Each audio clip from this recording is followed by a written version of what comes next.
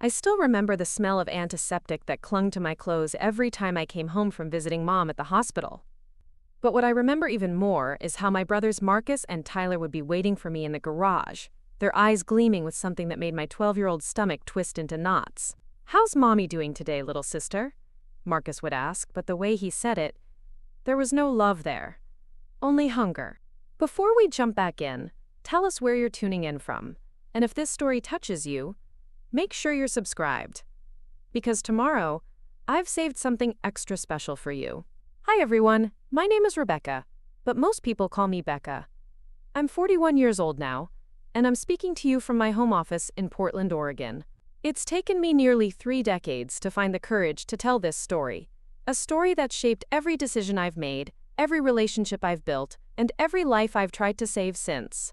Today I'm going to share something I've kept buried so deep that even my own husband didn't know the full truth until just 2 years ago. It's about how sometimes the people who are supposed to protect you become the very ones you need protection from.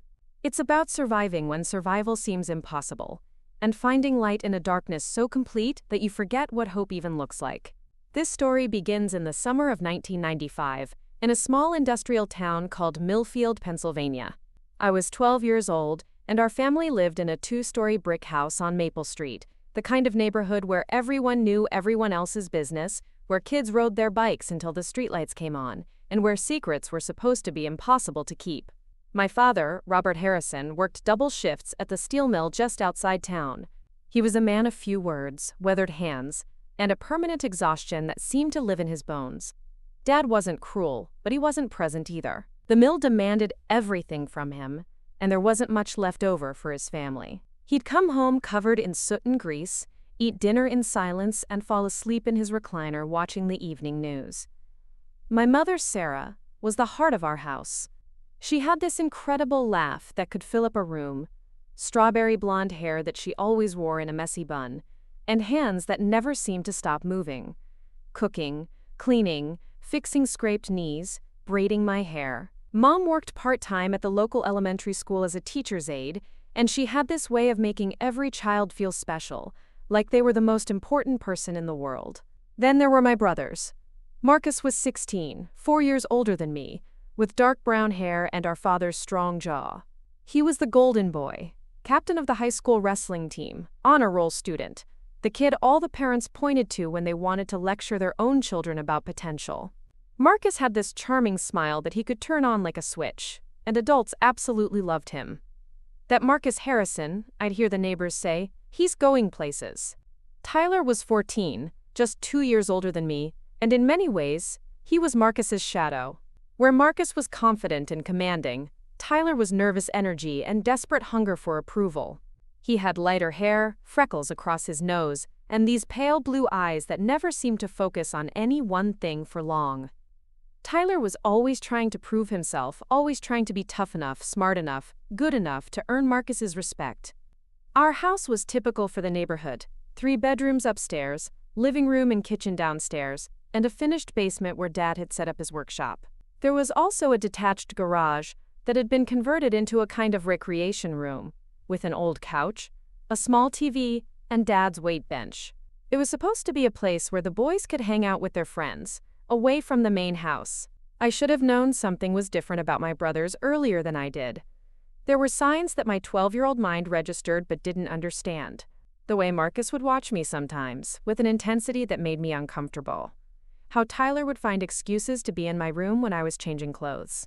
The crude jokes they'd make at the dinner table that would make Mom frown and tell them to watch their language. But I was just a kid, focused on kid things. My friends at school, the books I was reading, the elaborate fantasy worlds I'd create in my head. I trusted my brothers because they were my brothers. That's what you do when you're 12. You trust the people who are supposed to love you. The first sign that our world was about to crumble came on a Tuesday morning in late June. I woke up to the sound of Mom throwing up in the bathroom across the hall. This wasn't unusual.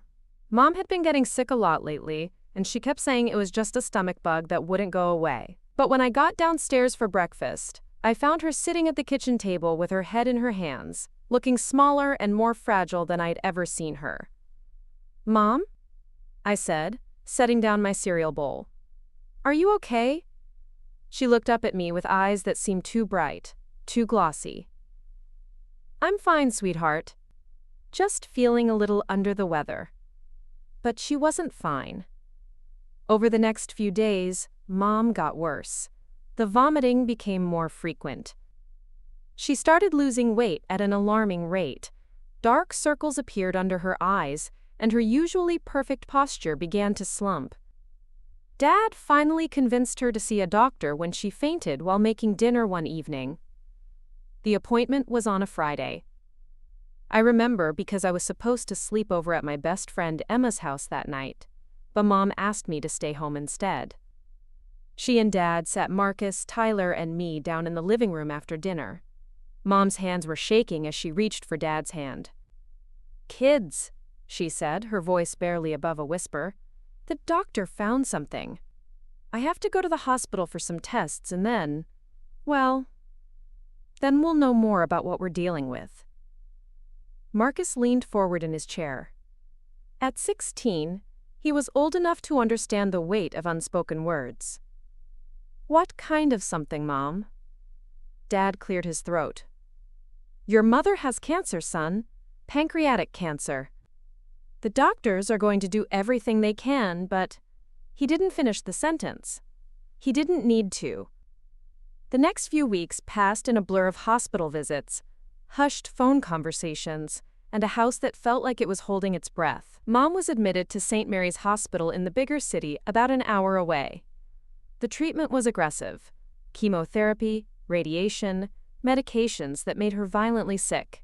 She'd have good days and bad days, but even the good days weren't really good anymore. Dad tried to keep working, but the hospital visits were eating up his vacation time and sick days. Someone needed to be with Mom as much as possible, and someone needed to keep an eye on us kids. The burden fell heaviest on Marcus, who was deemed old enough and responsible enough to watch Tyler and me when Dad couldn't be there. That's when everything changed. The first time it happened, I almost convinced myself I'd imagined it. Mom had been in the hospital for about 2 weeks, and Dad was pulling an overnight shift at her bedside. I was in my room doing homework when Marcus appeared in my doorway. "Hey, Becca," he said, leaning against the frame with that charming smile. "What are you working on?" "Math homework," I replied, not looking up from my textbook. Mrs. Peterson assigned like 20 problems. "Mind if I help?" I was pretty good at that stuff when I was your age. I should have said no. Some part of me, some deep instinct, was already sending up warning signals. But Marcus was my big brother, and big brothers were supposed to help with homework. So I said yes.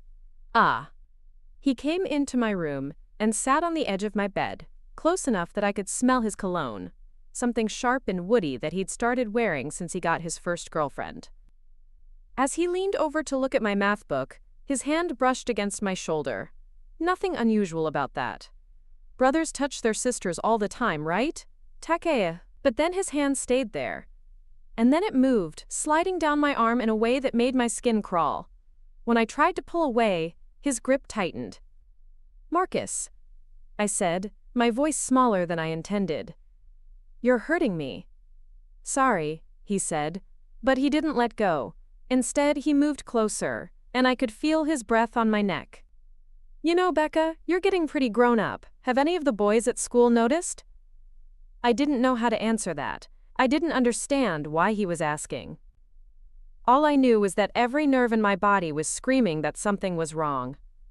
"I should finish my homework," I said, trying to pull away again.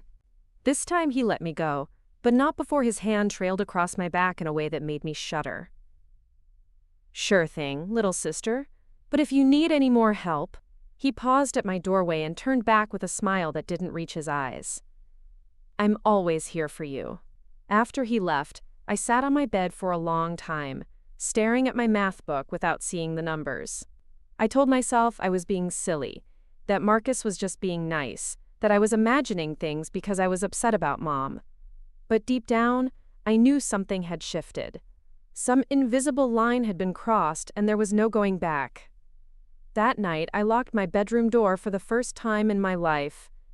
Preparing and narrating this story took us a lot of time, so if you are enjoying it, subscribe to our channel. It means a lot to us. Now back to the story. The next incident happened 3 days later, and this time Tyler was involved. Mom had been in the hospital for almost 3 weeks now, and the routine had become grimly familiar. Dad would leave for work at 6 in the morning, drive straight to St. Mary's afterward, and wouldn't come home until nearly midnight. Marcus was supposed to make sure Tyler and I ate dinner, did our homework, and got to bed on time. On paper, it was a reasonable arrangement. In reality, it gave my brothers complete control over me for nearly 18 hours a day. I was coming home from Emma's house around 7 in the evening when I saw both Marcus and Tyler sitting on the front porch steps. They weren't talking to each other, just sitting there with this expectant energy that reminded me of cats waiting outside a mouse hole. When they saw me walking up the driveway, they both stood up simultaneously. "There she is," Marcus said, that same smile from 3 nights before spreading across his face. "We were wondering where you'd gone off to." "I was at Emma's," I said, trying to keep my voice steady. "I told you I was going there after school." "Did you?" Tyler chimed in, his voice higher and more nasal than Marcus's. "I don't remember you telling us that." I knew I had told them.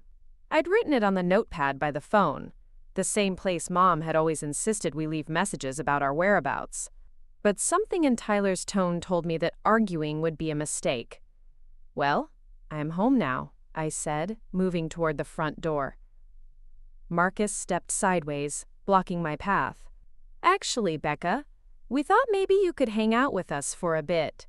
You know, family time. We've been talking, and we realized we don't spend enough time together." "I have homework," I said quickly. "Homework can wait," Tyler said, and there was something in his voice I'd never heard before, a kind of authority that didn't belong to a 14-year-old boy. "Besides, Marcus wants to show you something cool in the garage." The garage. I'd always loved our garage when I was younger.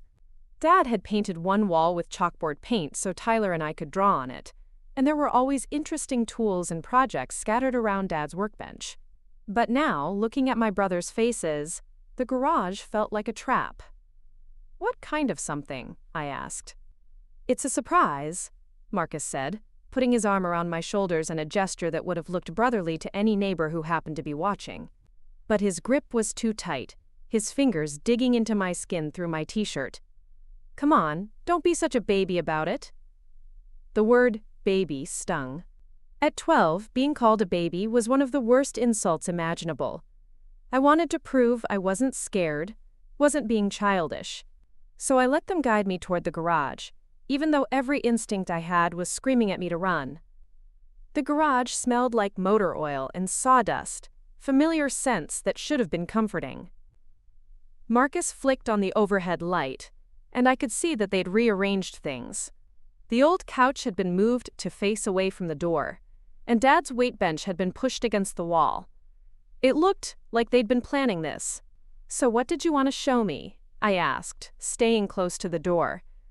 "Sit down first," Tyler said, gesturing toward the couch. "I'm fine standing." Marcus's hand landed on my shoulder again, heavier this time. "Becca, we're trying to be nice here. The least you could do is sit down when we ask you to." There was an edge to his voice now, something sharp and dangerous. I realized that this wasn't really a request, so I sat, perching on the very edge of the couch cushion, ready to bolt if I needed to. Tyler disappeared behind Dad's workbench and came back with something in his hands. It took me a moment to recognize what it was. One of Dad's Playboy magazines, the kind he thought he kept hidden in his toolbox. "Tyler found this," Marcus said, settling onto the couch next to me. "Too close. And we thought maybe it was time you learned about some things." "What kind of things?" I asked, though I was starting to understand, and the understanding made me feel sick. "Well," Tyler said, sitting down on my other side, effectively trapping me between them. "You're 12 now. Almost 13. That's old enough to start learning about what men and women do together." He opened the magazine, and I immediately looked away. I'd accidentally seen similar images before, brief glimpses on late-night TV when I was channel surfing, or in magazines at the grocery store checkout, but this felt different.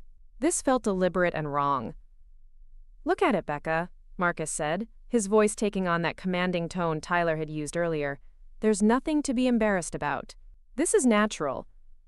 "I don't want to look," I said, staring fixedly at my hands in my lap. "Don't be such a prude," Tyler said, and I could hear him flipping through pages. "See, look at this one. This is what grown-up women look like." Marcus's hand moved to my chin, trying to turn my head toward the magazine. "Tyler's right. You need to start understanding these things, and who better to teach you than your big brothers?" I jerked my head away from his grasp. "I want to go inside now." "We're not done yet," Marcus said, and his arms snaked around my waist, holding me in place. "There are other things we want to show you." That's when Tyler's hand landed on my knee. It was such a simple gesture, the kind of casual contact that happens between family members all the time. But there was nothing casual about the way his fingers began to move, sliding upward along my thigh. "Stop," I said, trying to push his hand away. "Stop what?" Tyler asked, his voice mockingly innocent. "I'm not doing anything wrong. I'm just sitting here with my little sister." But his hand kept moving, and when I tried to stand up, Marcus's arm around my waist tightened, holding me down. "The thing is, Becca," Marcus said, his mouth very close to my ear, "Mom's not here to protect you anymore, and Dad's never around. So it's just us, and we think it's time you started showing us some appreciation for all the things we do for you." "What do you mean?" I whispered. "We mean," Tyler said, his hand now resting on my upper thigh, "that you need to start being nicer to us. More cooperative." I understood then what they wanted, even if I couldn't fully articulate it. The understanding hit me like a physical blow, making it hard to breathe. "I want to go to my room," I said, my voice barely audible. "Not yet," Marcus said. "First, we're going to play a little game. It's called Simon Says, except we're Simon, and you do what we say." "I don't want to play any games." "That's too bad," Tyler said, "because we're going to play whether you want to or not." Marcus's free hand moved to the hem of my t-shirt. "Simon says lift up your shirt." "No," I said, trying to push his hand away. "Wrong answer," Tyler said, and suddenly his hand was gripping my wrist, twisting it in a way that made me gasp with pain. "The correct answer is yes, Simon." I looked toward the garage door, calculating if I could break free and run before they caught me. But Marcus seemed to read my thoughts. "Don't even think about it," he said. "And don't think about telling Dad either. Who do you think he's going to believe? His honor roll son who's been taking care of the family while he's at the hospital? Or his dramatic little daughter who's obviously upset about Mom being sick?" Tyler leaned closer, his breath hot against my cheek. "Besides, if you tell anyone about our games, we'll have to tell them about how you asked us to play them, about how you were curious and wanted us to teach you things." "That's not true," I whispered. "Isn't it?" Marcus asked. "Who's going to know the difference? It'll be our word against yours, and we're very convincing when we need to be." They kept me in that garage for what felt like hours but was probably only 30 minutes. They didn't go as far as they would later. This was just the beginning, the testing phase where they established the rules of the game. But it was far enough to change something fundamental inside me. Far enough to teach me that my body wasn't my own anymore, that my voice didn't matter, that the people I trusted most in the world were capable of unspeakable things. When they finally let me go, Tyler ruffled my hair like nothing had happened. "Same time tomorrow, little sister. And remember, this is our special secret." I stumbled into the house on shaking legs, ran upstairs to my room, and locked the door behind me. Then I sat in my closet with my knees pulled up to my chest and cried until there were no tears left. That night, I called the hospital and asked to speak to Mom. When her weak voice came through the phone, I almost told her everything. The words were right there, pushing against my teeth, desperate to escape. "Hi, sweetheart," she said, and I could hear how tired she was, how much effort it took just to speak. "How are you doing? Are your brothers taking good care of you?" I opened my mouth to tell her the truth.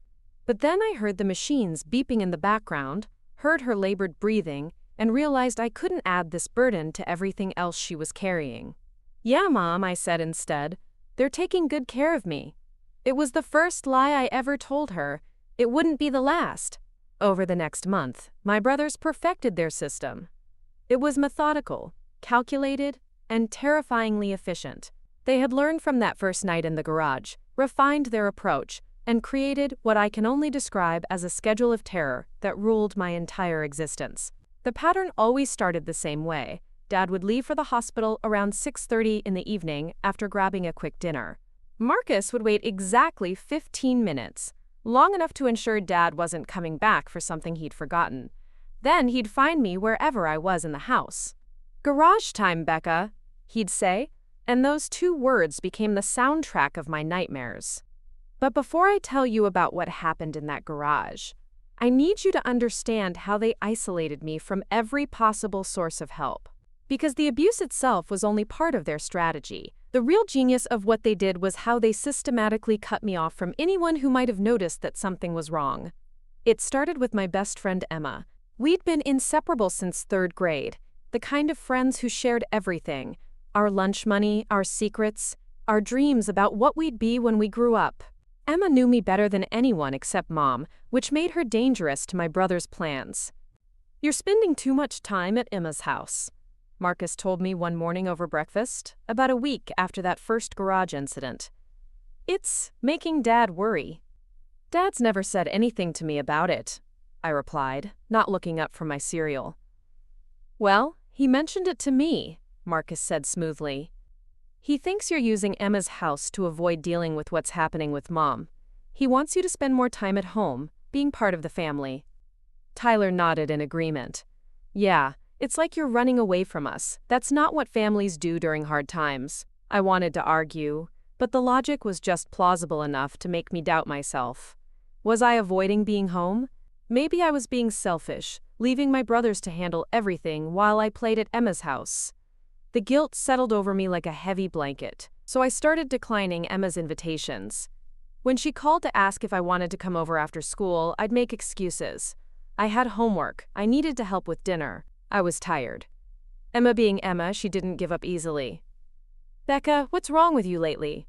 she asked me at lunch one day, about 2 weeks into my new pattern of isolation.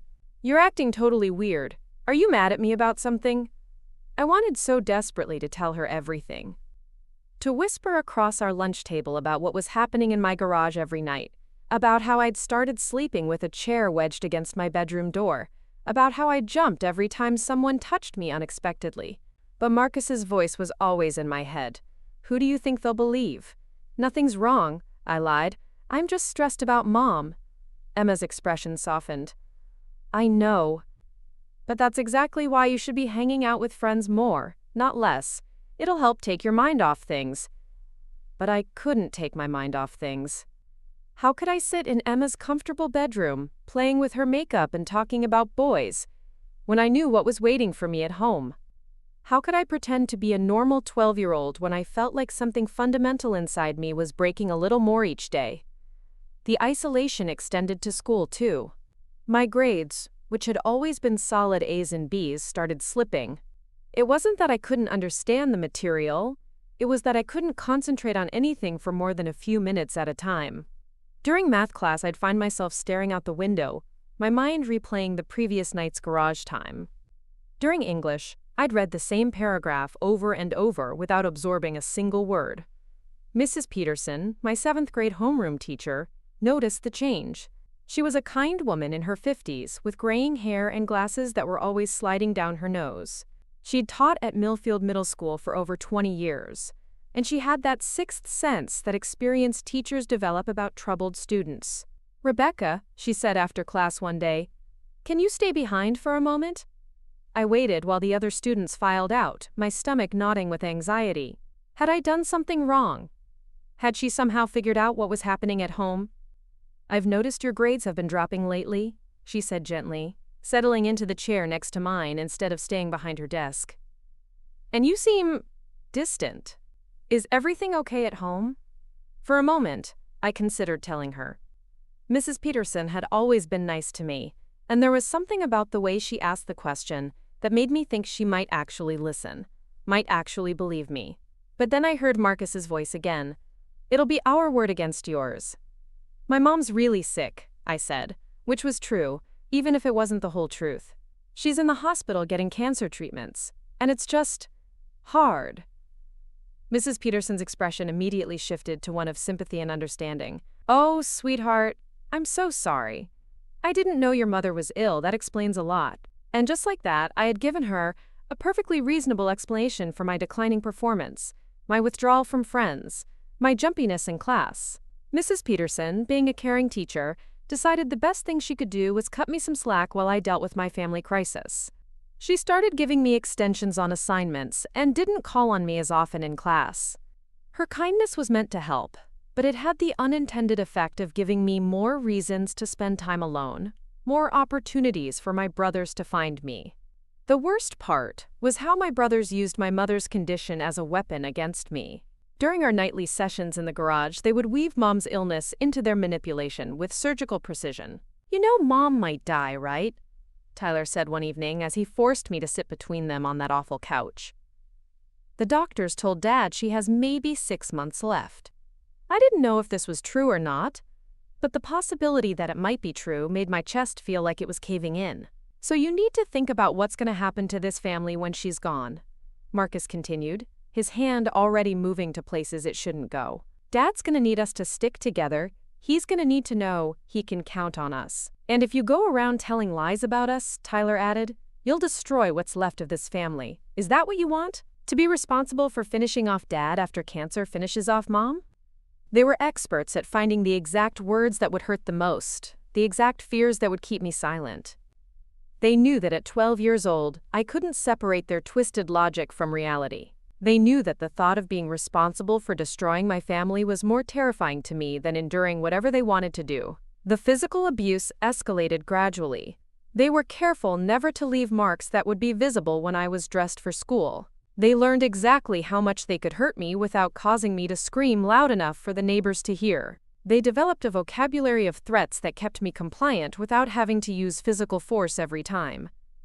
"Remember what happened to Fluffy?" Marcus would say when I tried to resist, referring to our neighbor's cat that had mysteriously disappeared a few months earlier. Tyler would just smile when Marcus said this, a cold smile that told me everything I needed to know about what had happened to Fluffy. They also established rules that governed every aspect of my life.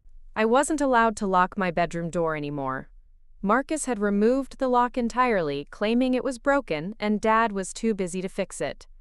I had to be home immediately after school, no detours, no stopping to talk to friends. I wasn't allowed to use the phone without permission, and when I did use it, one of them was always listening. The rules extended to my body too. I had to ask permission to take showers, and the bathroom door had to stay unlocked. I wasn't allowed to close my bedroom door when I was changing clothes. These violations of my privacy were presented as normal family policies. "We need to make sure you're safe," Marcus would say, especially while Mom's not here to keep an eye on things. But perhaps the most insidious rule was the one about secrets.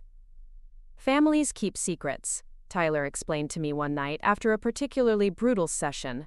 "That's what makes us special. That's what makes us different from other people.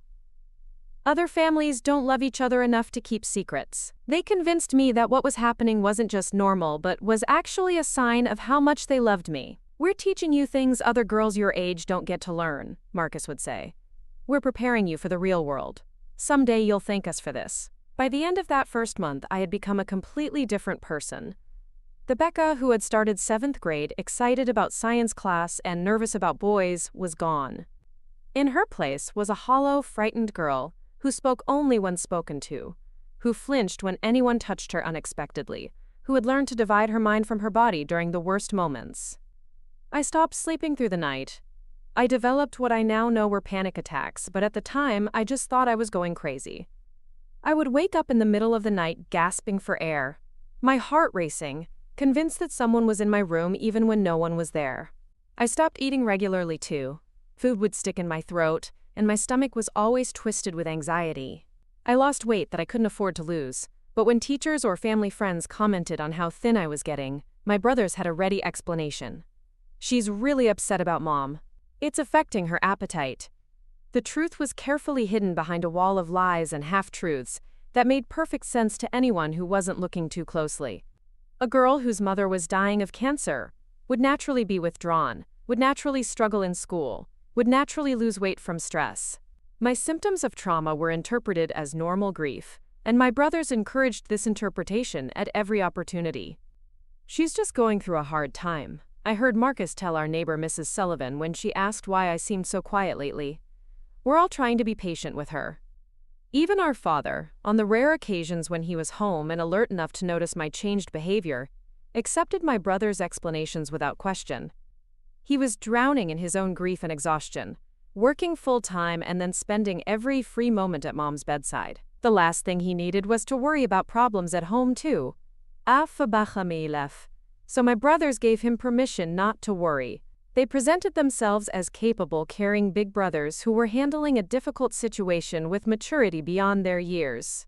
And Dad, desperate to believe that at least something in his life was going according to plan, chose to believe them. 2 months into this nightmare, something inside me began to fracture in ways I didn't understand at the time. I started having what I can only describe as episodes where I would mentally disappear from my own body.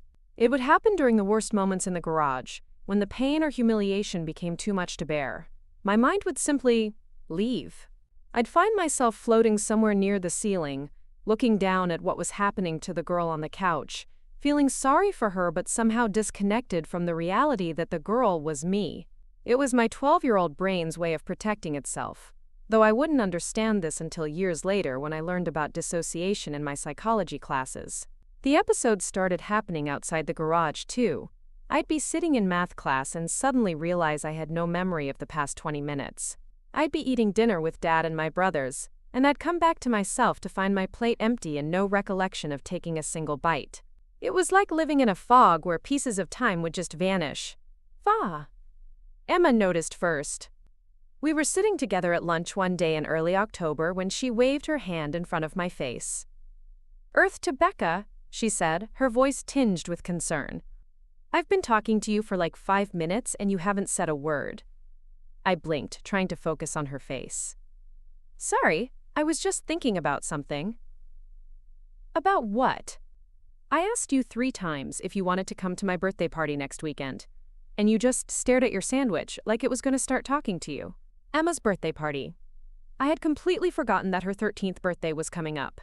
A few months ago, I would have been helping her plan it, staying up late on the phone discussing what she should wear and which boys from our class she should invite.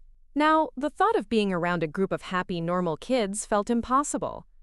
"I don't think I can come," I said automatically. "Why not?"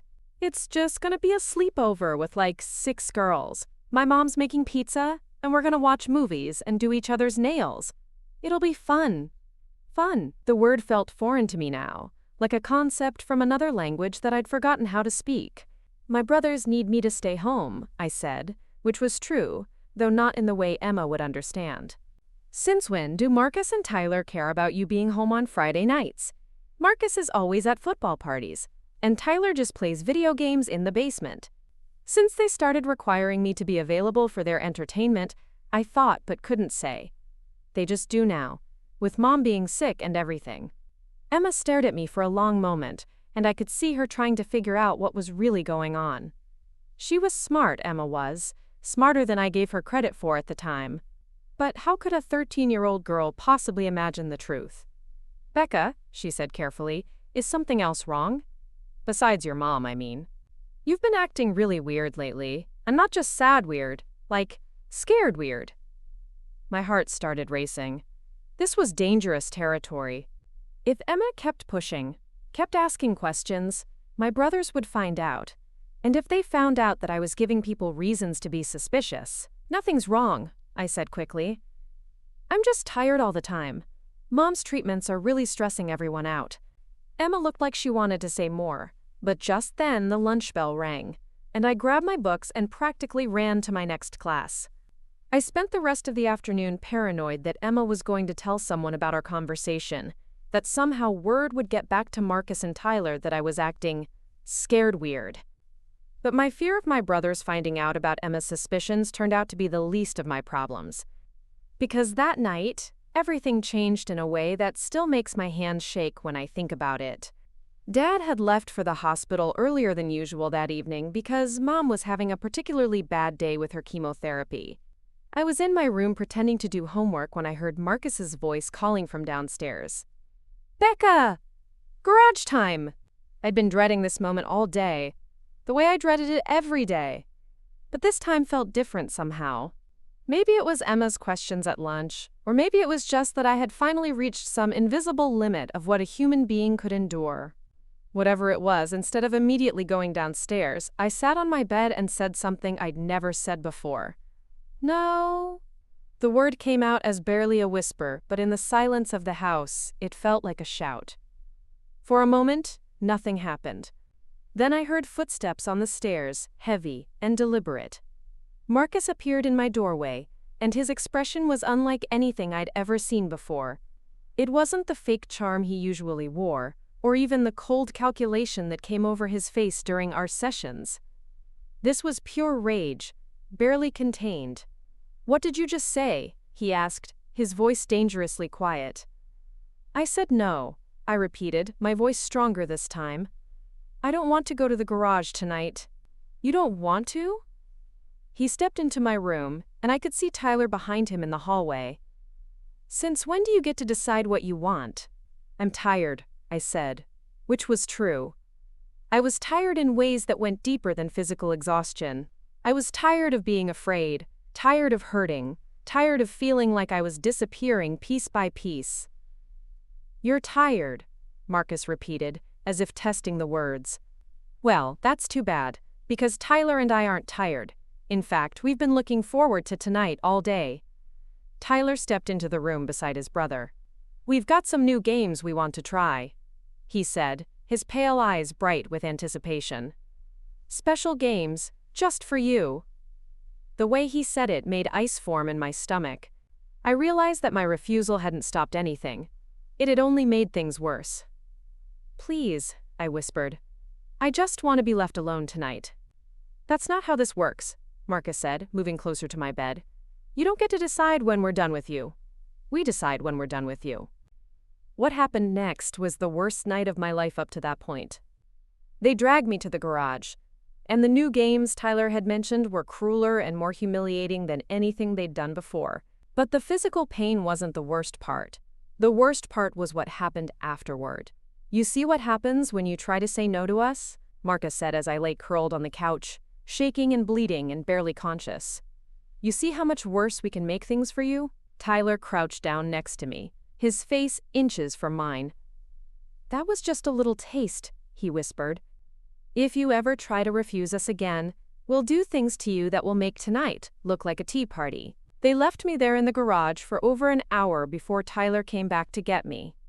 By then, I could barely walk. Every part of my body hurt, and there was blood on my clothes that I had to figure out how to wash out before Dad got home.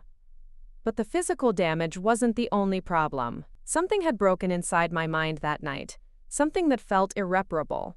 The dissociation episodes became more frequent and more severe. I would lose entire hours, coming back to myself in strange places, with no memory of how I'd gotten there. At school, I started having what I now recognize as panic attacks. I'd be sitting in class when suddenly I couldn't breathe, couldn't think, couldn't do anything but focus on the terrible certainty that I was going to die. The first time it happened, during history class, Mrs. Henderson sent me to the nurse's office. "Are you feeling all right, Rebecca?" Nurse Williams asked, taking my temperature and checking my pulse. "You're very pale. I think I might be getting sick," I said, because I didn't know how else to explain what was happening to me. "Well, your temperature is normal, but your heart rate is quite elevated. Have you been getting enough sleep? Eating regularly?" I nodded. Even though neither was true. I barely slept anymore, and food still made me nauseous most of the time. "It could be stress," she said kindly. "I know your mother is ill. That's a lot for a young person to handle." There it was again. The perfect explanation that made everything seem normal and understandable. I was having panic attacks because I was stressed about my mother's cancer. I was losing weight because I was worried. I was withdrawn and jumpy because I was grieving. 10. The truth was so much worse than anyone could imagine, but the lie was so much easier to believe. That night, when Dad came home from the hospital, he sat down at the kitchen table with his head in his hands. I was doing the dishes, moving carefully, because every movement still hurt from what my brothers had done to me. "Becca," he said without looking up, "come sit with me for a minute." I dried my hands and sat across from him, my heart hammering. Had someone told him something? Had he noticed the bloodstains I hadn't been able to completely wash out of my shirt? "The doctors say your mom doesn't have much time left," he said quietly. "Maybe a few weeks. A month at most." The words hit me like a physical blow. I had known Mom was sick, obviously, but somehow I'd convinced myself that she would get better eventually, that the treatments would work, that she'd come home, that things would go back to normal. "I need you to be strong, sweetheart," Dad continued. "Your brothers are doing their best to take care of you, but when Mom—" He couldn't finish the sentence. "When that happens, we're all going to have to take care of each other. Can you do that for me?" I nodded, not trusting my voice. But inside, I was screaming. Take care of each other? My brothers weren't taking care of me. They were destroying me. But how could I tell my father that his sons were monsters when he was already drowning in grief? How could I add this burden to everything else he was carrying? "That's my girl," he said, reaching across the table to squeeze my hand. "I know I haven't been around much lately, but Marcus tells me you've been such a good girl. He says you never complain, never cause any trouble. I'm proud of you for being so mature about everything." Marcus tells him I'm a good girl. The irony was so bitter I could taste it. Of course Marcus told him that. It was part of their system, their perfect cover story.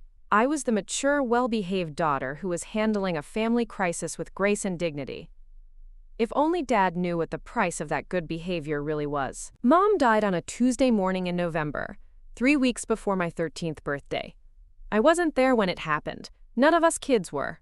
Dad had been at her bedside for 36 straight hours, when her breathing finally stopped, and he called us from the hospital payphone with a voice I'd never heard before, hollow and broken in a way that scared me almost as much as my brothers did.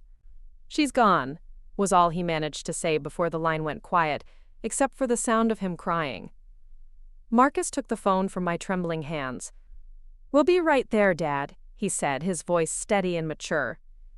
Even in that moment, even as our mother lay dead in a hospital room an hour away, he was performing. Playing the role of the responsible eldest son, the rock that everyone could lean on. The funeral was a blur of black clothes and hushed voices and casseroles that neighbors kept bringing to our house. People said things to me like, "Your mother is in a better place now, and at least she's not suffering anymore." But their words felt like they were coming from very far away. I was deep in one of my dissociative episodes, watching everything happen from somewhere outside my own body. What I remember most clearly from that day wasn't the service or the burial, but the moment afterward when we got home and Marcus cornered me in the kitchen while Dad was in his bedroom, and Tyler was taking out the trash. "Now that Mom's gone," he said quietly, "things are going to be different around here. Dad's going to be a mess for a while, which means he'll be depending on us even more. Which means you need to be extra careful about causing any problems." I stared at him. This 16-year-old boy who had just buried his mother and was already thinking about how to use her death to his advantage. "Do you understand what I'm telling you?" he pressed. I nodded, because I did understand. With Mom gone, there was no one left who might accidentally discover what was happening to me. No one who might come home unexpectedly. No one who might wonder why I was crying or why I flinched when someone touched me. My brothers now had complete access to me, with a grieving father who would be even less present than before. But Marcus wasn't done.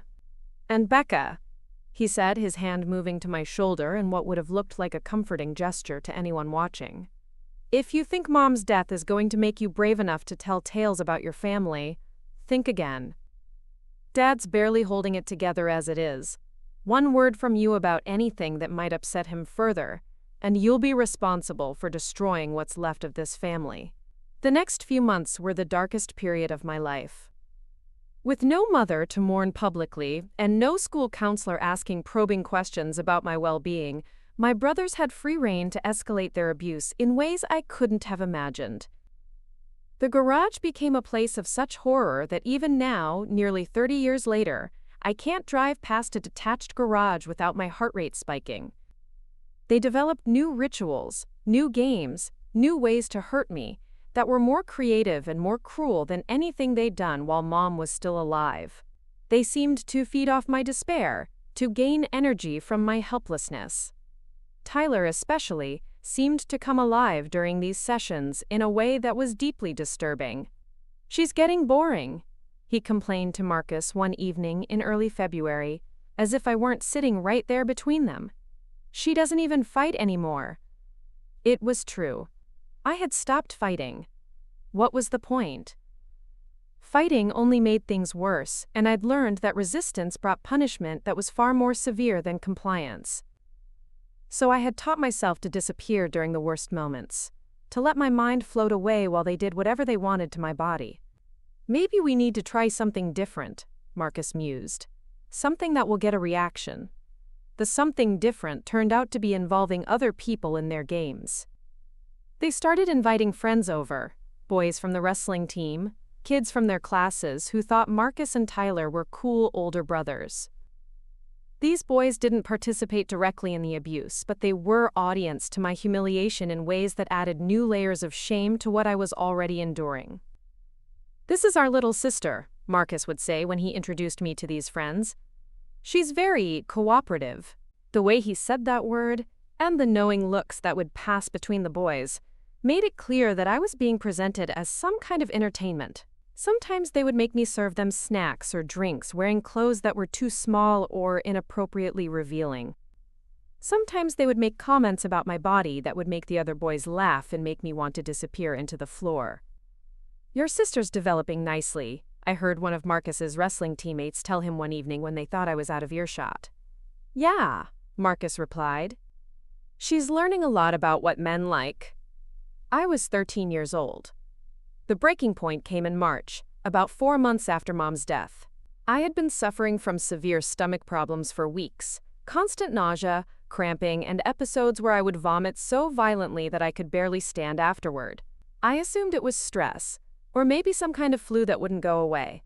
My brothers, of course, had their own explanation. "She's being dramatic," Tyler told Dad when I couldn't keep dinner down for the 3rd night in a row. "She's trying to get attention because she misses Mom."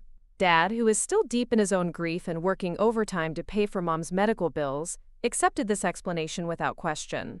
"Maybe you should try eating smaller portions," he suggested gently. "Sometimes when we're stressed, our stomachs get upset." But the problem got worse instead of better. One morning in late March, I woke up with such severe abdominal pain that I couldn't get out of bed. When I tried to stand, waves of nausea and dizziness washed over me, and I collapsed back onto my mattress. "I can't go to school today," I told Marcus when he came to check on me. "I'm really sick." He looked annoyed. "You were fine last night." "I wasn't fine last night," I said, though of course he knew that. Last night had been particularly brutal, even by their standards. "Well, you're going to school anyway," he said firmly. "Dad can't afford to miss work to take care of you, and I'm not missing wrestling practice." "I can barely stand up," I protested. "Then you'll have to figure it out," he replied, already turning to leave. "Be downstairs in 20 minutes, or I'm dragging you down there myself."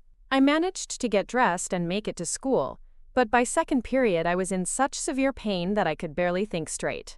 During English class, Mrs. Patterson asked me a question about the book we were reading, and I couldn't even remember what class 1 was in, let alone what book she was talking about. "Rebecca," she said, studying my face with concern, "are you feeling all right? You look very pale." "My stomach hurts," I managed to say. "Why don't you go see the nurse?" she suggested.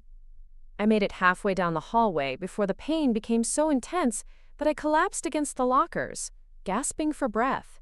Another student found me there and helped me to the nurse's office, where Nurse Williams took one look at me and immediately called an ambulance. "This isn't stress," she told the paramedics when they arrived. "This child is seriously ill." The ambulance ride to the hospital was a blur of sirens and medical equipment and paramedics asking me questions I couldn't answer. By the time we reached the emergency room, I was barely conscious from the pain. The ER doctor who examined me was a woman named Dr. Patricia Hendricks. She was in her 40s, with short brown hair and kind eyes behind wire-rimmed glasses. She had the sort of calm, competent demeanor that immediately made me feel safer than I'd felt in months. "Rebecca," she said gently as she examined my abdomen, "I need you to tell me about this pain. When did it start? Where exactly does it hurt?" I tried to answer her questions, but the pain made it hard to think clearly. What I remember most about that initial examination wasn't what she said, but how she touched me. Her hands were gentle and professional, nothing like the rough, invasive touches I had become accustomed to. For the first time in months, someone was touching me for the purpose of helping rather than hurting. The blood tests and scans revealed that I had a severe case of gastritis, inflammation of the stomach lining that had become so bad it was bordering on ulceration. Dr. Hendricks explained that this condition was usually caused by stress, infection, or trauma. In someone your age, she said carefully, this level of gastritis is quite unusual. It suggests that you've been under an extraordinary amount of stress for an extended period of time. Dad arrived at the hospital about 2 hours after I was admitted. He looked harried and worried, still wearing his work clothes with grease stains on his hands. "Is she going to be okay?" he asked Dr. Hendricks. "Physically, yes," the doctor replied. "We're going to keep her overnight for observation and start her on medication to heal the inflammation. But Mr. Harrison, I have to ask, has Rebecca been under any unusual stress lately? This level of gastric damage in a 13-year-old is quite concerning." Dad ran his hands through his hair. "Well, her mother died a few months ago. Cancer? It's been hard on all of us, but especially the kids." Dr. Hendricks nodded sympathetically. "I'm so sorry for your loss. That would certainly explain some stress-related symptoms. But this is quite severe. Has Rebecca been eating regularly? Sleeping well? Any changes in her behavior that you've noticed?" I watched this conversation from my hospital bed with growing anxiety. This was dangerous territory. If Dr. Hendricks kept asking questions, if she started getting suspicious about why a 13-year-old girl was suffering from stress-related illness this severe, she's been quieter since her mom died, Dad admitted, not eating as much. But her brothers have been great about looking after her, Marcus especially. He's really stepped up to help take care of the family. Her brothers, Dr. Hendricks repeated, and something in her tone made me look at her more closely. How old are her brothers? Marcus is 16, Tyler's 14. Good boys, both of them, honor students. Marcus is on the wrestling team, very responsible. I don't know what I would have done without their help these past few months. Dr. Hendricks made some notes on my chart, but I caught her glancing at me several times during this conversation. There was something in her expression that I couldn't quite read. Not suspicion exactly, but a kind of professional alertness that made me nervous. After Dad left to go home and get some clothes for my overnight stay, Dr. Hendricks came back to my room. She pulled up a chair next to my bed and sat down at my eye level, the same way Mrs. Peterson used to do when she wanted to have a serious conversation. "Rebecca," she said quietly, "I want to ask you something, and I want you to know that whatever you tell me will be kept confidential. Are you comfortable talking to me?" My heart started racing. This was the moment I had been dreading and hoping for in equal measure. Someone was finally asking me direct questions, someone who might actually listen to the answers. But I could hear Marcus's voice in my head. "It'll be our word against yours." "I guess," I said cautiously. "The stomach problems you're having," Dr. Hendricks continued, "they're very severe for someone your age. In my experience, this level of physical stress usually indicates that something very difficult is happening in a person's life. Something beyond normal grief, even grief as profound as losing a parent." She paused, studying my face carefully. "Rebecca, I need you to know that if someone is hurting you, there are people who can help. There are ways to make it stop." The words hung in the air between us like a lifeline thrown to a drowning person. For a moment, I almost reached for it, almost told her everything, almost let the truth come pouring out of me like water through a broken dam. But then I thought about what would happen afterward. Marcus and Tyler would deny everything, of course. They would tell Dad that I was making things up because I was unstable from grief. They would point to my declining grades, my withdrawn behavior, my obvious emotional problems, as evidence that I couldn't be trusted. And Dad, already overwhelmed and barely holding his life together, would want to believe them. How? Even if someone did believe me, what then? Foster care? Splitting up our family? Destroying Dad completely just as he was starting to recover from losing Mom? "No one's hurting me," I said quietly. "I'm just sad about my mom." Dr. Hendricks studied my face for a long moment. I could see that she didn't entirely believe me, but she also couldn't force me to tell her something I wasn't ready to say. "Okay," she said finally. "But Rebecca, I want you to have this. She handed me a small card with a phone number printed on it. This is a crisis hotline for young people. If you ever need someone to talk to, someone who will listen without judgment, you can call this number, day or night. Will you keep this somewhere safe? I took the card and slipped it into my pocket. Yes. And I want you to know that if you ever change your mind about talking to someone, you can always ask to speak with me specifically. Just tell them you want to see Dr. Hendricks and they'll find me, okay? I nodded, not trusting my voice. The next morning, when Dad came to pick me up from the hospital, Dr. Hendricks pulled him aside for one final conversation. I couldn't hear everything they said, but I caught enough to understand that she was giving him information about counseling resources and stress management techniques for grieving children. Keep an eye on her, I heard her tell him, and don't hesitate to bring her back if the symptoms return. Sometimes physical illness can be our body's way of telling us that we need help in other areas of our lives.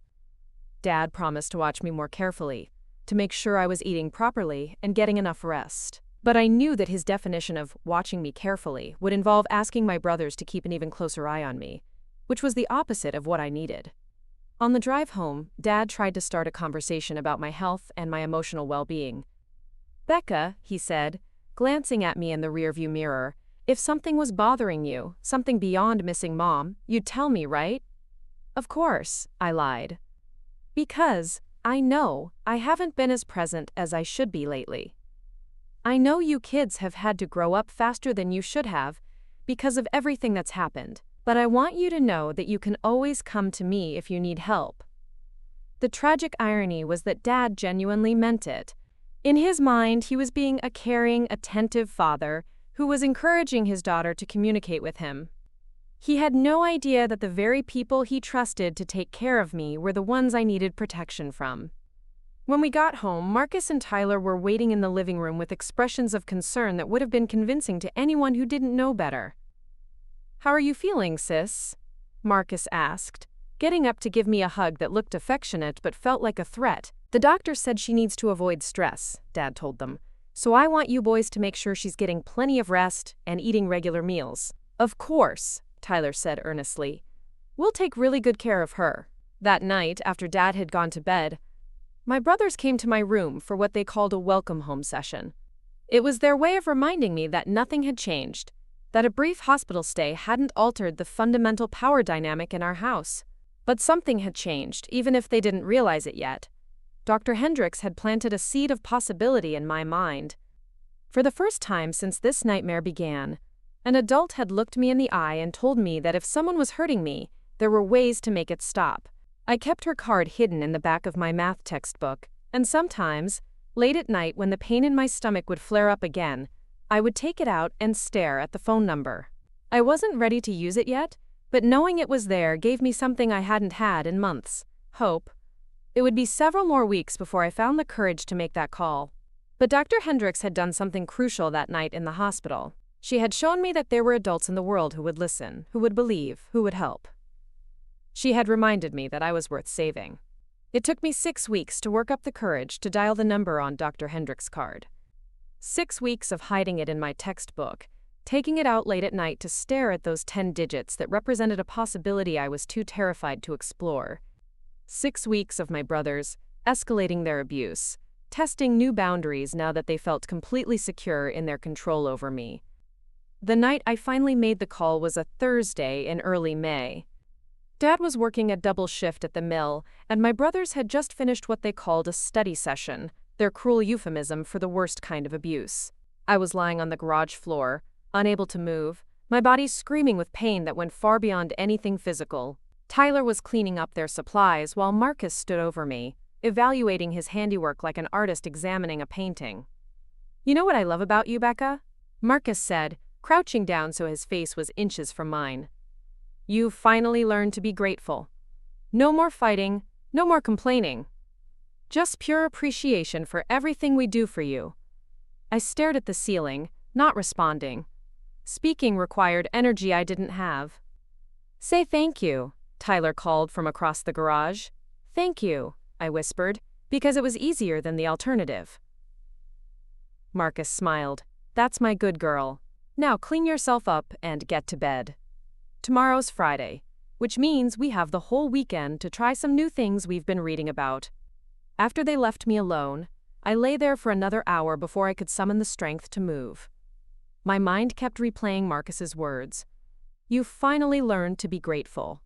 The horror wasn't just what they were doing to me, it was how completely they had broken me down, how they had trained me to thank them for my own destruction. When I finally made it back to my room, I caught sight of myself in the mirror above my dresser. The girl looking back at me was a stranger.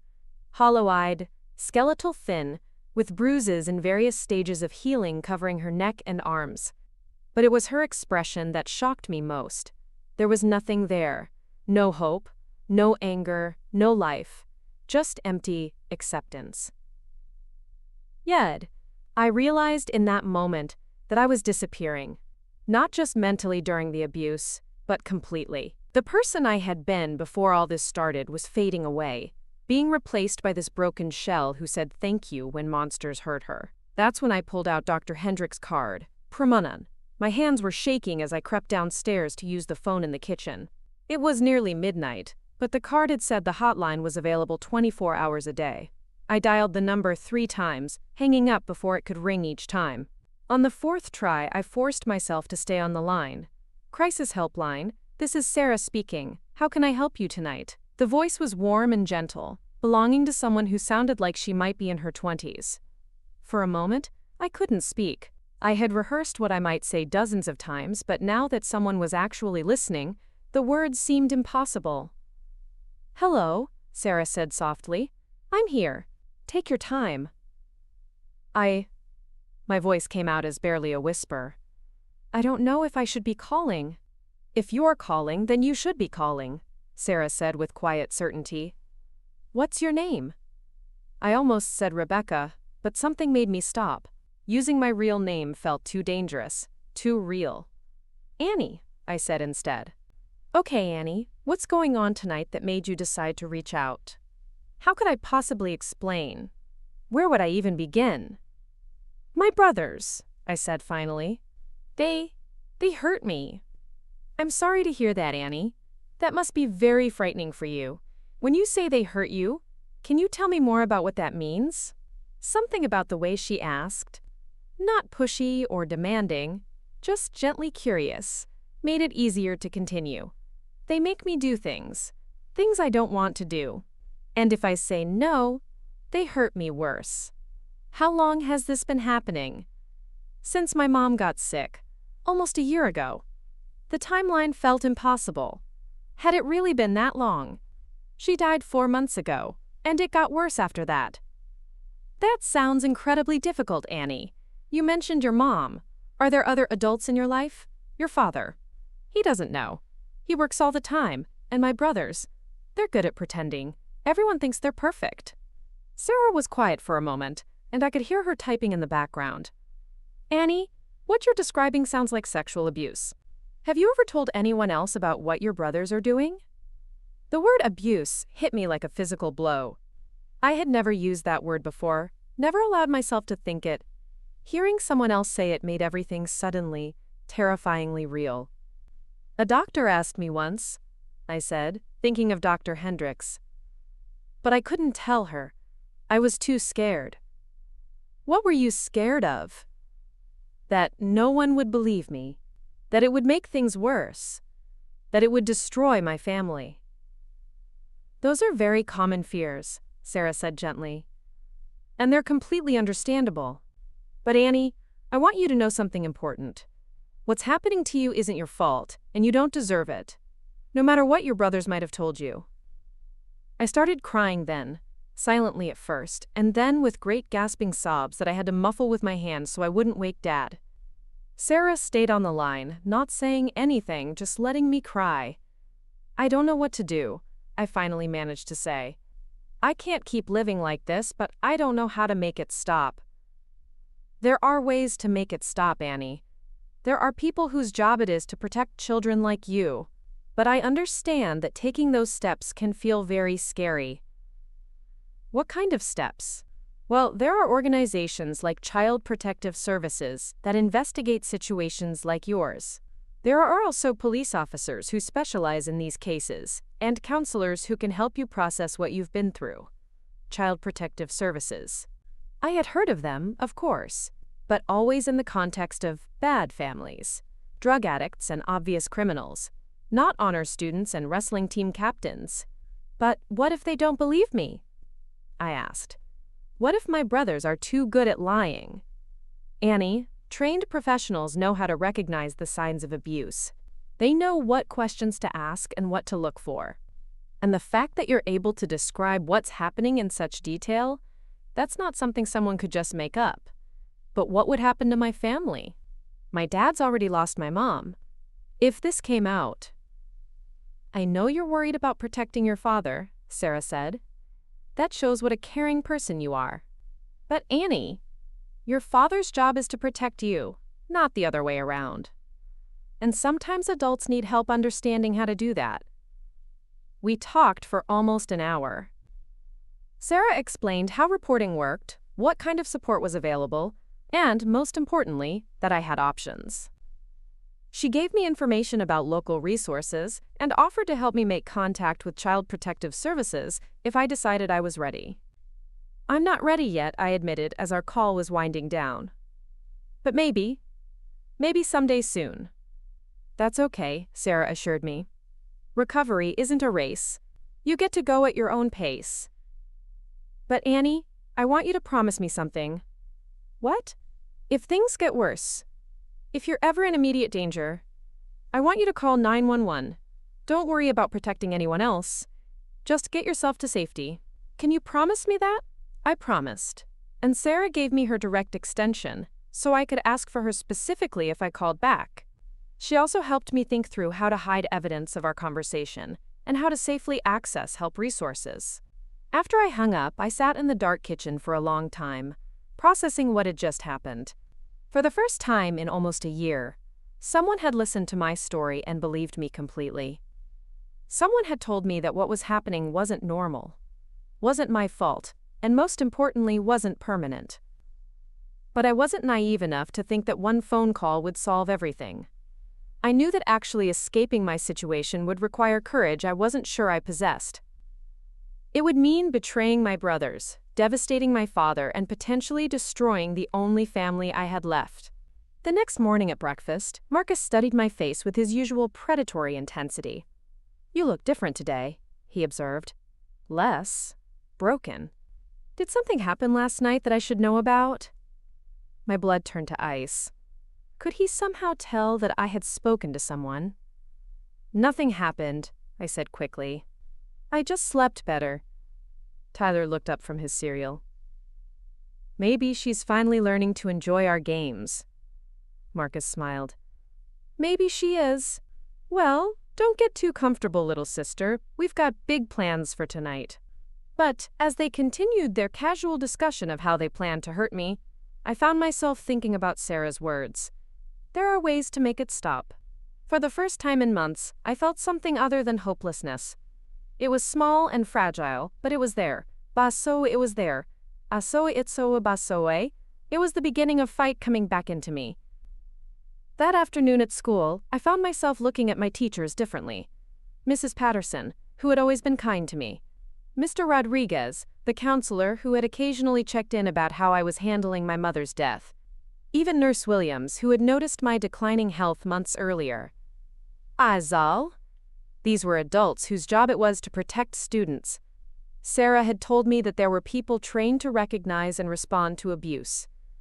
Maybe, if I could find the right person and the right moment, I could finally tell the truth. The opportunity came sooner than I expected. During lunch period, Mrs. Patterson asked me to stay after English class to discuss a creative writing assignment I had turned in. It was a story about a girl trapped in a tower, unable to escape because she was afraid that calling for help would bring the tower crashing down on everyone she loved.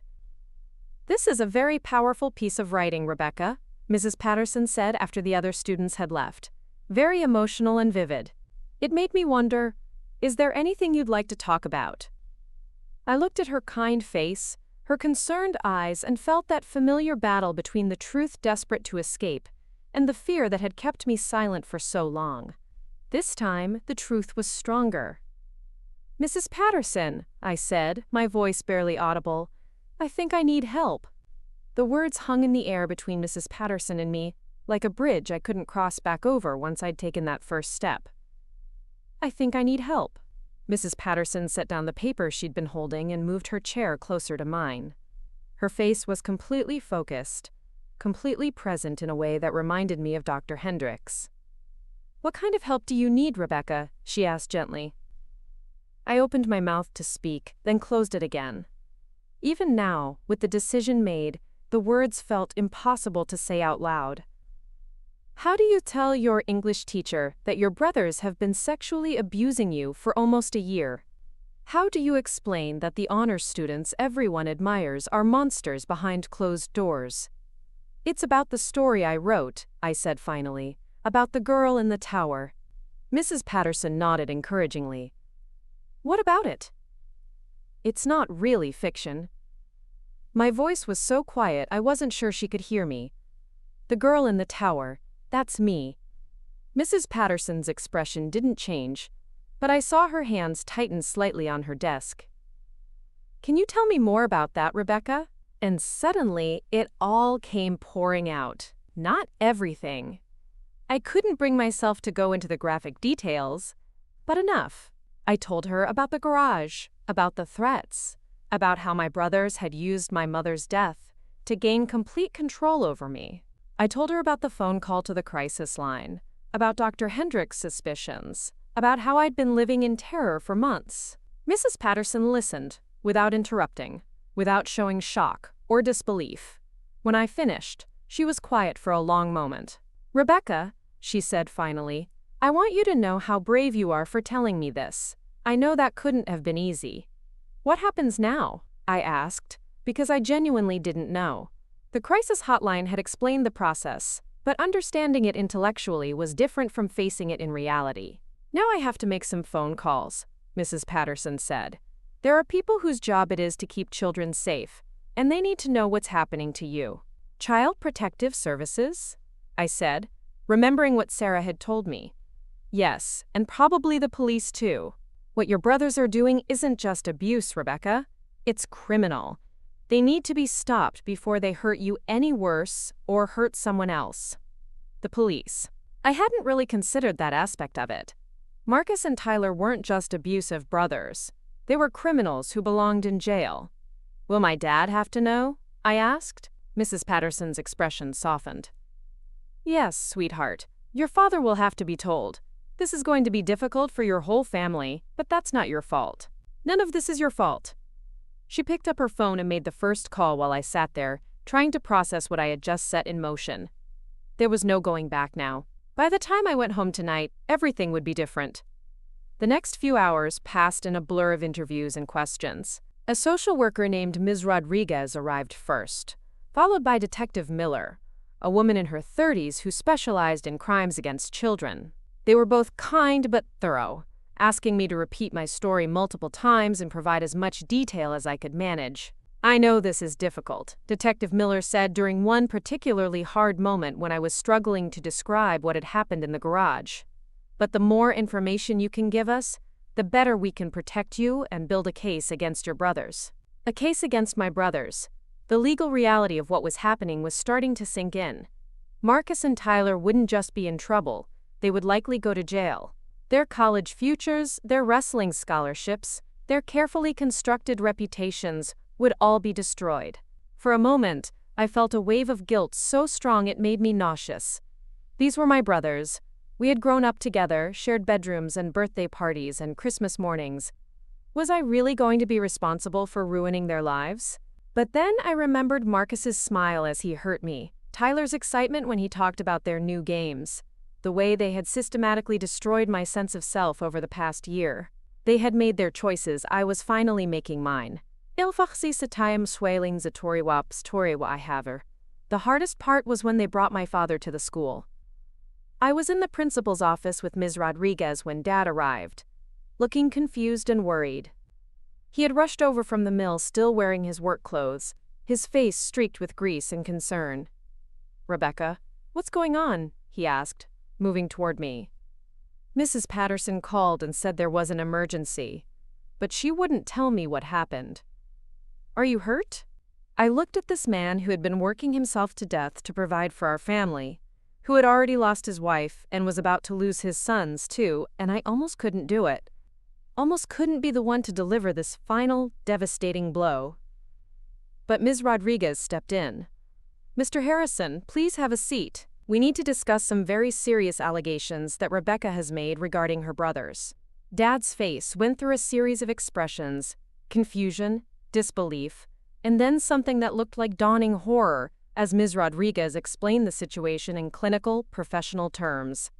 When she finished, the silence in the room was deafening. "That's impossible," Dad said finally, his voice hollow. "Marcus and Tyler are good boys. They've been taking care of Rebecca while I've been working. They would never— they couldn't." "Mr. Harrison," Detective Miller said gently, "I understand this is shocking news, but we have to take allegations like this very seriously. We'll be conducting a thorough investigation." Dad turned to look at me, and the pain in his eyes was almost unbearable. "Becca, honey, are you sure about this? Could you have misunderstood something? Maybe the boys were just playing around and it got out of hand." This was the moment I had been dreading most, having to convince my own father that his sons were monsters. But I also knew it was the most important moment. If Dad didn't believe me, if he sided with Marcus and Tyler, I would be truly alone. "Dad," I said, my voice stronger than I expected, "they hurt me. Really hurt me. Almost every day since Mom got sick. They told me no one would believe me, and that if I told anyone, it would destroy our family. But I can't keep living like this." I saw the exact moment when Dad's denial cracked. Something in my voice, maybe, or the way I looked at him. Whatever it was, I watched him realize that his daughter was telling him the truth about his sons. "Oh God," he whispered, putting his head in his hands. "Oh my God, Becca. I'm so sorry. I should have known. I should have protected you." "Mr. Harrison," Ms. Rodriguez said, "we're going to need you to cooperate with our investigation. That means we'll need to arrange for your sons to be questioned, and we'll need to search your home for evidence." Dad nodded numbly. "Whatever you need. Just tell me what I need to do to help my daughter." What followed was the most surreal afternoon of my life. Police cars in our driveway. Officers searching the garage where so much of my trauma had occurred. Neighbors standing in their yards, whispering and staring as my brothers were led away in handcuffs. Marcus maintained his innocence right until the end, his charming smile never wavering as he told the officers that I was clearly disturbed by grief and making up stories for attention. But when they found the supplies he and Tyler had hidden in the garage, the ropes, the inappropriate materials, the photos they had taken, his story began to fall apart. Tyler, on the other hand, crumbled almost immediately under questioning. He confessed not just to his own participation, but to Marcus's role as the leader and instigator. The detective later told me that Tyler seemed almost relieved to finally tell the truth, as if carrying the secret had been a burden for him too. "It was all Marcus's idea," Tyler told them, according to the police report I would read years later. "He said it was normal, that all big brothers taught their sisters things. I just wanted him to like me." The legal proceedings would take months to fully resolve, but the immediate crisis was over. That night, I slept in my own bed for the first time in almost a year without fear. The locks had been changed, my brothers were in juvenile detention, and Dad had taken a leave of absence from work to be home with me. But the hardest part wasn't over. In many ways, it was just beginning. Because now I had to figure out how to rebuild a life from the fragments that remained, how to heal from wounds that went deeper than anyone could see, and how to forgive myself for the guilt I still carried about destroying my family. The night after my brothers were arrested, Dad came to my room to check on me. He looked like he had aged 10 years in the span of a single day. "Becca," he said, sitting on the edge of my bed, "I need you to know something. What happened to you? That's on me. I was supposed to protect you, And I failed. I'll never forgive myself for that. Dad, you didn't know, I said, though part of me wondered if that was really true. Had there been signs he chose not to see? I should have known, he said firmly. And I should have made sure you felt safe talking to me. But I promise you this. I'm going to spend the rest of my life making sure you know how loved and valued you are. We're going to get through this together. It would take years of therapy, years of rebuilding trust, and years of learning how to be a normal teenager again. But that night, for the first time in months, I believed that maybe we actually could get through it. The girl in the tower had finally called for help, and help had come. The legal process that followed my disclosure was both validating and exhausting. Marcus was charged as an adult due to the severity of the crimes and his age, while Tyler was processed through the juvenile system. The evidence found in our garage, combined with Tyler's detailed confession and my testimony, built an airtight case that even Marcus's expensive lawyer couldn't dismantle. Marcus received 8 years in prison. Tyler got 3 years in juvenile detention, followed by extensive therapy and probation. But beyond the legal consequences, the most important outcome was that I was finally safe.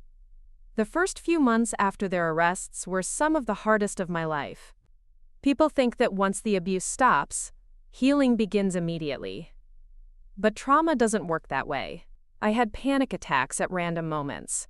The smell of motor oil, the sound of footsteps on stairs, even the color blue because it reminded me of Tyler's eyes. Simple things that other teenagers took for granted, like someone knocking on my bedroom door or being alone in a room with a male teacher, could send me into a complete spiral.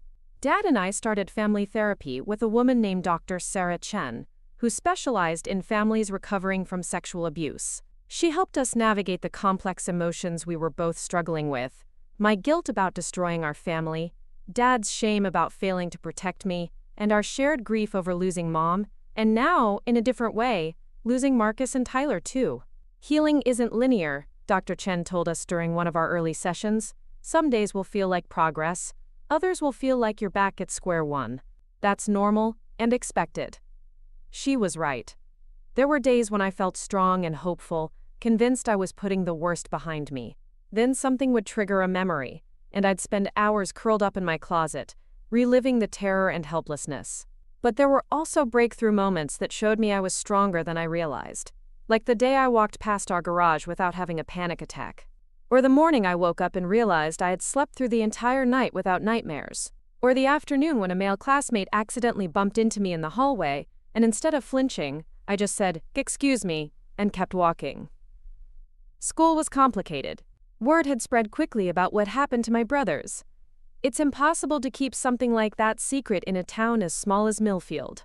Some people treated me with awkward sympathy, others whispered behind my back, and a few even blamed me for ruining Marcus's wrestling career and college prospects. Emma, however, was incredible. She never asked for details about what had happened, never made me feel like a victim or a curiosity. She just showed up every day with the same loyal friendship she'd always offered, creating a bubble of normalcy in my chaotic world. "Want to come over and help me dye my hair?" she'd ask, as if my life hadn't just imploded. I'm thinking purple. Those moments of ordinary teenage silliness were lifelines that kept me connected to who I was, beyond what had been done to me. My grades, which had plummeted during the worst of the abuse, slowly started to improve as my mental health stabilized. Mrs. Patterson became one of my biggest advocates, helping me catch up on missed work and connecting me with tutoring resources. She never treated me like I was fragile, but she also never forgot what I had been through. "You have a gift for writing," she told me one day after I turned in an essay about resilience. "Have you ever thought about using that gift to help other people?" I hadn't, but her words planted a seed that would grow over the years to come. When I turned 16, Dad surprised me with something I had never expected: driving lessons. It might seem like a small thing, but for me, learning to drive represented something profound. Independence, control, the ability to leave if I ever felt unsafe again. "I should have given you more independence before," Dad said as we practiced parallel parking in the empty mall parking lot. "I should have taught you that your voice mattered, that you had choices." Dad had changed dramatically since that terrible day when he learned the truth about his sons. The man who had once buried himself in work and relied on others to parent his children had become fiercely protective and deeply involved in my healing process. He attended every therapy session, researched trauma recovery, and became an advocate for other families dealing with similar situations. "We can't change what happened," he said to me on my 17th birthday, "but we can make sure it means something. We can make sure other kids don't suffer the way you did." That conversation sparked an idea that would eventually become my life's work. With Dr. Chen's guidance, Dad and I started speaking at conferences about recognizing the signs of sexual abuse and creating safe environments for disclosure. I was terrified the first time I stood in front of a room full of teachers and social workers to tell my story, but I discovered something powerful. My voice, which had been silenced for so long, could actually help protect other children. College was a challenge I wasn't sure I was ready for, but with the support of my therapist and my father, I enrolled at Penn State to study psychology and social work. Being away from home was scary at first. I had never lived anywhere but Millfield, never been away from Dad for more than a few days. But I also discovered freedoms I had never experienced. The freedom to walk across campus at night without fear. The freedom to form friendships without worrying about what people might think if they knew my history. The freedom to explore who I was beyond being a survivor of abuse. In my sophomore year, I started volunteering at a crisis center, similar to the one where Sarah had worked when I made that life-changing phone call. I wanted to be the voice on the other end of the line for kids who were where I had been, lost, scared, and convinced that no one would believe them. Crisis line, "This is Rebecca. How can I help you tonight?" Those words became some of the most important I'd ever spoken. Over the next 2 years, I talked to dozens of young people in crisis. Kids being abused by family members, teenagers struggling with suicidal thoughts, young adults trying to escape domestic violence. Each conversation reminded me why my own survival mattered. I graduated college with honors and immediately enrolled in a master's program in clinical social work. My thesis focused on developing better protocols for interviewing child victims of sexual abuse, research that was informed by my own experience of how difficult it had been to find the words to describe what was happening to me. By the time I was 25, I was working as a licensed clinical social worker at a children's advocacy center, conducting forensic interviews with kids who had disclosed abuse. It was emotionally demanding work, but it was also deeply meaningful. I could see in these children's faces the same fear and shame I had once carried, and I could offer them something I had desperately needed: an adult who understood, who believed them completely, and who knew exactly how to help. One of my most memorable cases involved a 14-year-old girl named Jessica, whose older brother had been abusing her for 3 years. She reminded me so much of myself at that age. The way she hunched her shoulders, the way she spoke in whispers, the way she apologized for taking up space. "I don't know if anyone will believe me," she said during our first interview. "I believe you," I told her, the same words that had saved my life when I was her age. "And we're going to make sure you're safe." Jessica's case resulted in a conviction, and she went on to live with her grandmother in a loving, protective environment. 3 years later, she sent me a graduation photo with a note that said, "Thank you for helping me find my voice." That's when I knew my purpose in life had crystallized completely. Today, at 41, I can tell you that healing from severe childhood trauma is possible, but it's not a destination you arrive at, it's an ongoing journey. I still have difficult days. I still sometimes wake up from nightmares about that garage. I still feel a flash of panic when someone approaches me from behind unexpectedly, but I also have a life filled with meaning, love, and purpose. I married a wonderful man named David who knows my entire story and loves me not despite it, but including it. We have 2 beautiful children, a son and a daughter, who I am raising to be strong, confident, and absolutely certain that their voices matter. I've helped dozens of families navigate the aftermath of abuse disclosure. I've trained hundreds of professionals on trauma-informed care. I've written articles and given presentations that have reached thousands of people. Most importantly, I've learned that surviving isn't enough. The real victory comes in transforming your pain into purpose, your scars into wisdom, your silence into a voice that speaks for those who haven't found their words yet. If you're watching this video and you recognize yourself in my story, if you're living in fear, if someone is hurting you, if you feel like no one will believe you, please know this: you are not alone. You are not powerless. You deserve to be safe, to be loved, to be free. Your voice matters. Your life matters. You matter. And there are people like me, like Dr. Hendricks, like Mrs. Patterson, like Sarah from the crisis line, who are waiting to help you. All you have to do is find the courage to speak. It might be the hardest thing you ever do, but I promise you this. It will also be the most important thing you ever do. Because on the other side of that courage is a life you can't even imagine yet. A life where you're not just surviving but truly living. A life where you get to decide who you become. That life is waiting for you, you just have to reach for it. Up next, you've got 2 more standout stories right on your screen.